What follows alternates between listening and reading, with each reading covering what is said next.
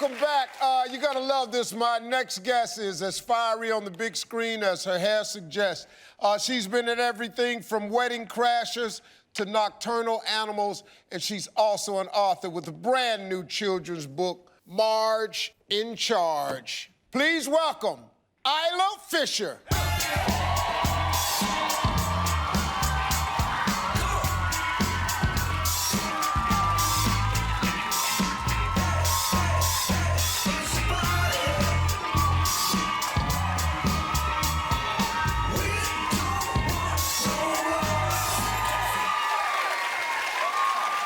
You've got an interesting blend because your parents are Scottish. Yes. You were raised in Australia. Yep. And you spend lots of time in England. Yeah, and I was born in Oman. So I have a very complicated cultural identity. Yeah, how do you... And it's crazy. Whenever I'm with Australians, they think I sound English. And when I'm with English people, they think I sound Australian. And when I'm with Americans, they think I'm from South Africa. Never crossed my mind. I hear you drive a minivan. Whoa, keep that a secret. No, I do. that just don't seem like the car that you Listen, choose I'm to with drive. you. When I first saw minivans, I thought those people had given up on life. But then I got a minivan, and yes, I still have a parallel universe where I imagine myself driving some sexy Mini Cooper in my black dress, but that's not the reality. I'm in sweatpants, I got 3 kids, and the minivan has so many amazing amenities. You can press a button, the doors open at the same time, then you can trap your tiny people inside the car. You can press it, it's amazing. And when they are screaming at each other, they could be screaming so loud, you can't hear them because your seat is so far forward up against the steering wheel. It's so good. I love the minivan. I love it. Well, let's get into a little bit about this minivan because you've got a children's book out now, which I bet nobody saw coming. And this is called Marge in Charge, but how'd you go from writing romance novels to writing books for kids? Being a mum of 3 kids, I'm so passionate about child literacy, and I feel like laughter really engages kids. You know, you don't want to push kids beyond their years emotionally and socially, and this book it's very sweet and grounded in reality, and all the issues in the story, they're comedic, but they're solved on a small-scale family way. We live in a world with iPhones and, you know, computers and tablets, really, and it's such a shame. We grew up reading books and playing in the yard. And so for me, this is sort of me just doing my, you know, I really want kids to get out there and read. That's really good. Now, who is this older lady with rainbow hair? Who is she based on? Well, so the stories are a little bit like my naughty little sister meets the Cat in the Hat. And this main character, Marge, she's this wacky babysitter who basically comes to look after Jake and Jemima Button. And she, you know, kids get given so many rules and it's so hard for them. But she's a grown-up who breaks them all, so the kids find her hilarious. And she's based, actually, she would be the love child of my 2 best friends, one of whom is the eternal Peter Pan and tells these fantastical stories. And the other is a member of the royal family, like Marge. You know, my protagonist in the books. And so neither of them really know. They do now. But the character is based on them. How old are the kids? 2, 7, and 10, almost. Did they have anything to do with writing the book? Yes. In fact, I am so fortunate to live in a house with the best editors. Them and all their friends and all the tiny people that I have around me. And I have to say, sometimes my editor, my real editor, would ring me up and say, I don't think this is funny, or I don't like this plot in one of the stories. And I'd say, too bad, because the kids like it. And I'm not writing a book. I didn't write this book for a 40-year-old woman. To like it. I wrote it for kids. That's right. You got the best study group in the world. Hey, folks, Isla's gonna be sticking around. Keep it right here. We'll be right back with Isla. All right, I'm back with actress and author Isla Fisher. Now, you posted this on Father's Day, and you hashtagged best dad ever. Okay. Is Morgan Freeman your real dad? Let's take a look about and think about that. Yeah, I'm looking at it real good because not a single chromosome got through. No, I did a movie called Now You See Me with Morgan Freeman, and he was lovely and he's my friend, and I didn't have a poster of my real dad to put on social media for Father's Day, so I thought that was clearly a joke, and you should see some of the responses. I can't believe that Morgan Freeman's your dad?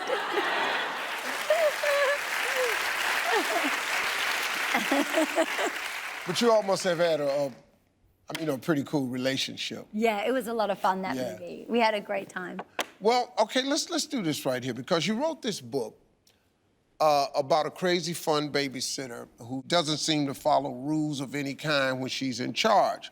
So I'm gonna give you a scenario, and you have to tell me if you are the one in charge or is it your husband, Sacha Baron Cohen. How long you been married? We've been together for 17 years. Wow. 17. Mm-hmm.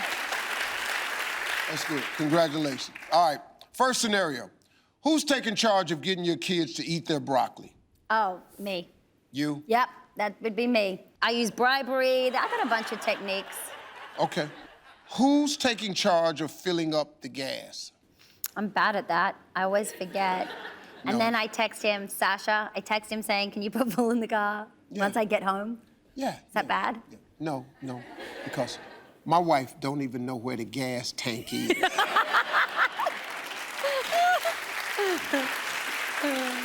It's ridiculous, man. Okay, who's taking charge of correcting people who mispronounce your names? Okay, so neither of us do that. People call me, sometimes people that know me have met them a few times. They call me Isla or Elsa or Ailsa, and then they call Sasha Sasha Baron Cohen. And he doesn't correct them, and I don't correct him. That's what I just said. That's exactly what I just said. You didn't say anything. I see. I don't correct people. I never correct anyone. I feel too embarrassed. I can't correct, and neither can Sasha. We don't correct. We're not correctors. Wow. All right, finally, who's taking charge of planning family vacations? We both want to take charge, and it's not easy. We've had some great trips. We went to New Zealand. We rented an RV and drove around. It's the most amazing, diverse. Who's gonna win the argument with them? I mean, just tell it. Well, what I lack in height, I make up for in tenacity.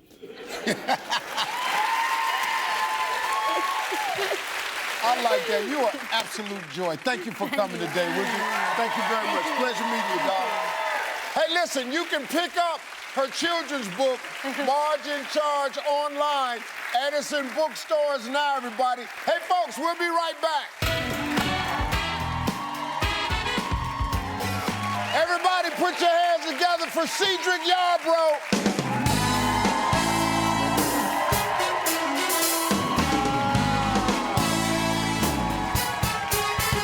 What's up, brother? Finally, man. What's up, man? Finally, man. That's good.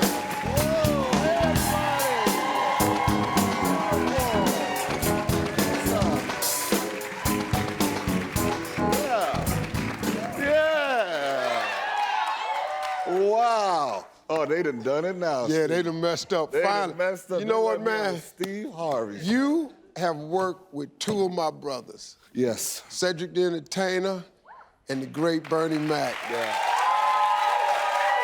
And I don't know how, Yeah. but somehow, man, we never met. Yeah. I'm Steve adjacent. I orbit you around a little bit. But yeah, man, Bernie was one of the best people I've ever met. Yeah. He really was.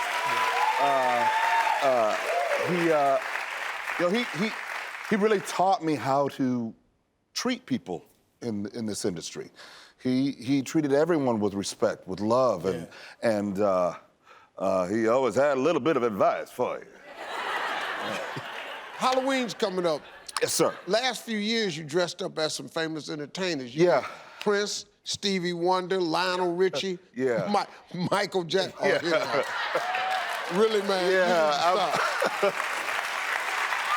I'm an 80s child, so, I love all those guys, and they're all amazing people, so. But the Lionel Richie pose. Lionel. When I first saw it, I thought it was me. That's why. So, hey, man, tell us a little bit about your show, Speechless. Sure, yeah, Speechless. It's a really fun show. It deals with a kid with cerebral palsy. The lead actor, Micah Fowler, actually has cerebral palsy on the show. There he is, good-looking kid right there. Yeah.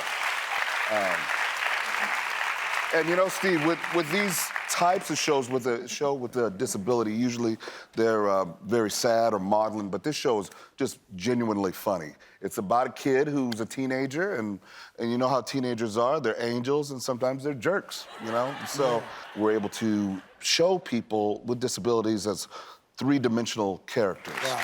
Yeah. Let's talk about this, man, because you got an improv show that you do once a month with a pretty funny concept. Tell us about it. Yeah, I do a show called The Black Version. It's all African-American cast, 6 of us. We do the show in front of an audience much like yourselves, and we ask for a movie title, Parent Trap, Silence of the Lambs, Sound of Music, or whatever it is that you guys shout out, and then we improvise the black version of that movie. Give me an example of what they might do. Yeah, we did a Silence of the Lambs that was called "Why You Eating People." we did Jaws. Ours was Catfish. We did Parent Trap. Ours was called The Trap.